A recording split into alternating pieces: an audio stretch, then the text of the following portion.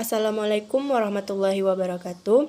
Perkenalkan, nama saya Gintan Laila Khairani dengan NIM 19 12 91 23 dari sesi 19 BKT 08 dari kelompok 4 akan melanjutkan materi tentang penarikan sampel kuantitatif.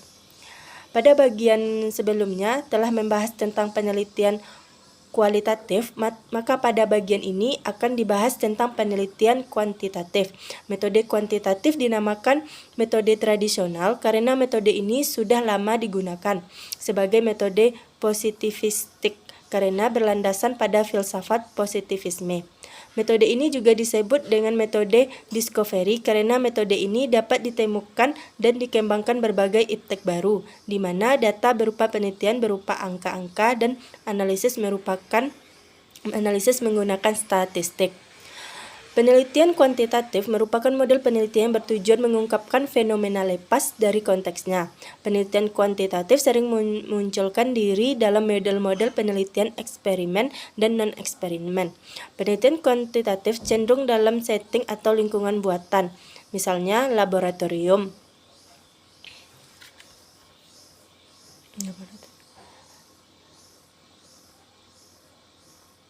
Penelitian kuantitatif menurut Robert Donmeier dalam Given tahun 2008 halaman 713 adalah pendekatan terhadap kajian empiris untuk mengumpulkan, menganalisis dan menampilkan data dalam bentuk numerik daripada naratif. Penelitian kuantitatif sering dipandang sebagai antitesis atau lawan dari penelitian kualitatif. Walaupun sebenarnya pembeda kualitatif kuantitatif tersebut agak menyesatkan. Donmeier beralasan bahwa banyak penelitian kuantitatif tertarik mempelajari aspek-aspek kualitatif dari fenomena. Mereka melakukan kuantifikasi gradasi kualitas menjadi skala-skala numerik yang memungkinkan analisis statistik.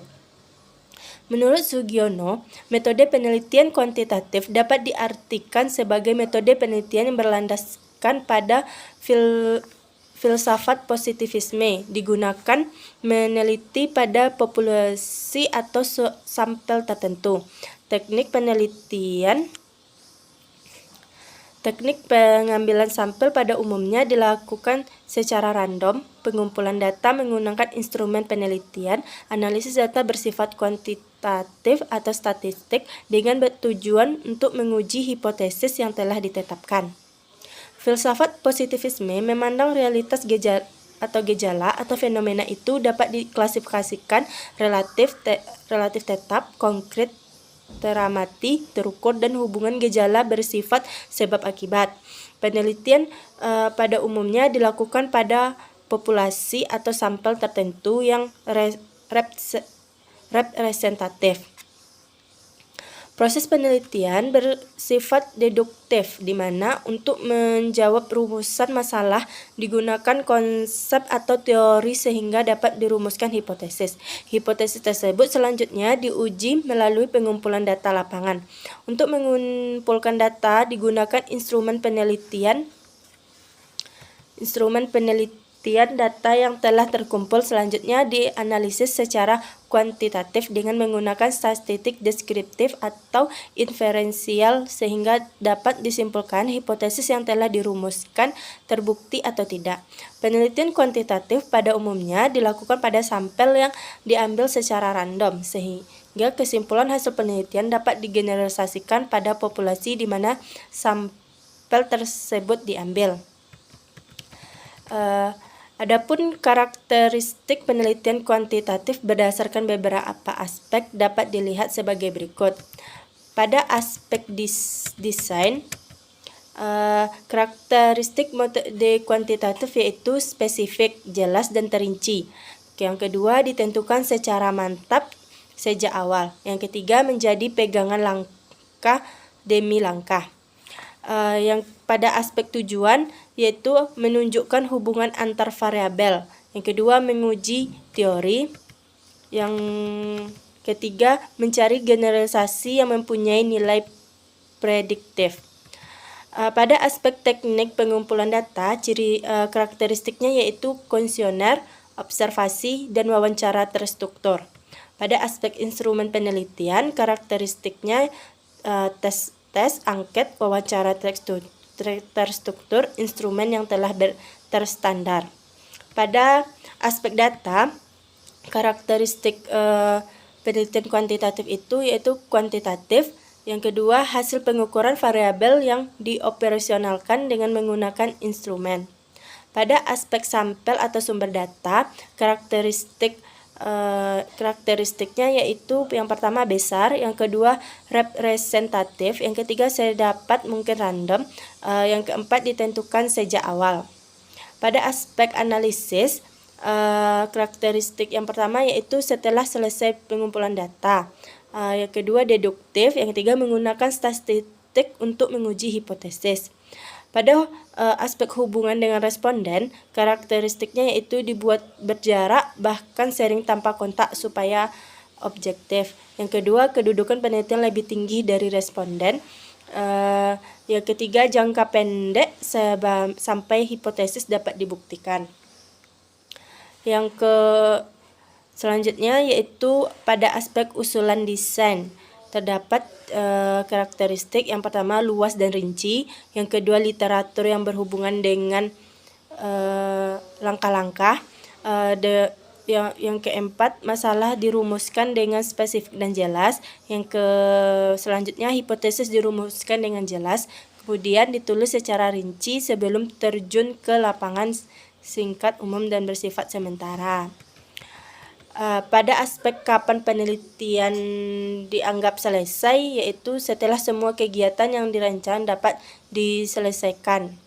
Pada aspek kepercayaan terhadap hasil penelitian, yaitu karakteristiknya pengujian validitas dan reliabilitas instrumen. Dalam referensi lain, perbedaan kuantitatif dan kualitatif berdasarkan aksioma dasar dapat dilihat yaitu sifat realitas. Pada metode kuantitatif dapat diklasifikasikan konkret, teramati, dan terukur. Sedangkan pada metode kualitatif ganda, bilistik, dinamis, hasil konstruktif, dan pemahaman. Pada aksioma dasar, hubungan peneliti dengan yang diteliti. Pada metode kuantitatif independen supaya terbangun objektivitas. Pada metode kualitatif interaktif dengan sumber data supaya memperoleh makna. Pada aksioma dasar hubungan variabel kemungkinan, metode kualitatifnya sebab akibat, sedangkan metode kualitatifnya timbal balik atau interaktif. Pada kemungkinan generasi peranan nilai, pada metode kualitatif cenderung membuat generasi atau cenderung bebas nilai. Pada metode kualitatif hanya mungkin dalam ikatan konteks waktu, terikat nilai yang dibawa penelitian dengan sumber data. Langkah-langkah penelitian kuantitatif. Proses penelitian kuantitatif bersifat linear dan langkah-langkah jelas. Proses penilaian kuantitatif secara ringkas sebagai berikut.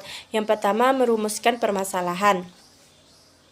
Penelitian kuantitatif bertolak dari studi pendahuluan dari objek yang akan diteliti. Agar supaya dapat menggali masalah dengan baik, maka peneliti harus menguasai teori melalui membaca berbagai referensi sehingga dapat dirumuskan permasalahan secara spesifik. Yang kedua, mengajukan hipotesis. Rumusan masalah yang pada umumnya dibuat dalam kalimat tanya dan bersifat sementara atau berhipotesis. Maka peneliti dapat membaca referensi teoritis yang relevan dengan masalah. Yang ketiga, menentukan metode pendekatan penelitian.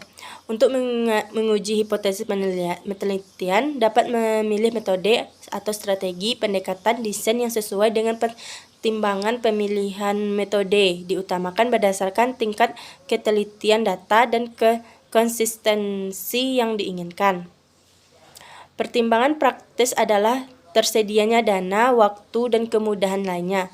Metode yang dapat digunakan antara lain metode survei, ex post facto atau eksperimen, evaluasi, action research, dan policy research. Yang keempat, menyusun instrumen penelitian. Setelah menentukan metode penelitian yang sesuai, maka peneliti dapat menyusun instrumen penelitian untuk mengumpulkan data yang dapat berbentuk tes, angket, pedoman wawancara, atau observasi sebelum digunakan. Sebaiknya instrumen melalui uji validitas dan reliabilitas. Yang kelima, mengumpulkan data. Mengumpulkan data dilakukan pada objek tertentu baik yang berbentuk populasi maupun sampel. Bila peneliti ingin membuat generalisasi terhadap semua, maka sampel harus representatif. Yang keenam, menganalisis data. Analisis data untuk menjawab rumusan masalah dan menguji hipotesis dengan teknik statistik tertentu. Berdasarkan analisis ini, apakah hipotesis diajukan diterima atau ditolak. Yang terakhir yaitu yang ketujuh, menyimpulkan hasil penelitian. Kesimpulan dari langkah terakhir dari suatu proses penelitian yang berupa jawaban terhadap rumusan masalah. Selanjutnya, penerapan metode kuantitatif. Penelitian kuantitatif dapat digunakan atau diterapkan dengan mempertimbangkan beberapa hal berikut. Yang pertama, bila masalah yang merupakan titik tolak penelitian sudah jelas. Yang kedua, bila peneliti ingin mendapatkan informasi yang luas dari suatu populasi, metode ini cocok digunakan untuk mendapatkan informasi yang luas tetapi tidak mendalam. Bila populasi terlalu luas, maka dapat menggunakan sampel. Yang ketiga, bila ingin diketahui pengaruh perlakuan atau treatment tertentu terhadap yang lain, metode eksperimen paling cocok digunakan. Yang keempat, bila peneliti bermaksud menguji hipotesis penelitian. Yang kelima, bila peneliti ingin mendapatkan data yang akurat berdasarkan fenomena empiris dan dapat diukur. Yang keenam, bila ingin menguji terhadap adanya keraguan-keraguan tentang validitas pengetahuan, teori atau produk tertentu. Berikut ini beberapa contoh judul penelitian kuantitatif dari berbagai disiplin ilmu, khususnya ilmu pendidikan. Yang pertama, pengaruh pendidikan orang tua terhadap presentasi belajar anak di SD. Yang kedua, pengaruh kurikulum, media, dan kualitas guru terhadap kualitas SD negeri. Yang ketujuh, hubungan antara rumah yang dekat rel kereta dengan jumlah anak. Yang keempat, analisis kinerja Departemen Pendidikan Nasional. Yang kelima, analisis tingkat kepuasan masyarakat terhadap pelayanan pemerintah daerah di bidang pendidikan. Sekianlah materi dari saya. Jika ada kesalahan, saya mohon maaf.